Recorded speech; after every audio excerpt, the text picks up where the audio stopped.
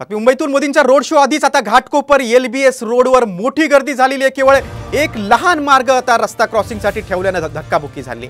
एकीकडे मोदींच्या रोड शोसाठी भाजप कार्यकर्त्यांची मोठी गर्दी झाली, दुसरीकडे कामावरून घरी परतण्याची वेळ झाल्याने आता रस्त्यावर मोठी गर्दी होते। आपण हे दृश्य बघू शकतो। मुंबईत मोदींचा थोड्याच वेळात आता रोड शो आहे, त्यामुळे भाजपच्या कार्यकर्त्यांची मुंबई शहरासह उपनगरातून आसपासच्या भागातून मोठ्या प्रमाणात कार्यकर्ते पदाधिकारी आलेले आहेत। दुसरीकडे आता जो कर्मचारी आहेत मुंबईतल्या चाकरमानी घरी परततोय, त्यामुळे रस्त्यावर खूप मोठी गर्दी झालेली आहे।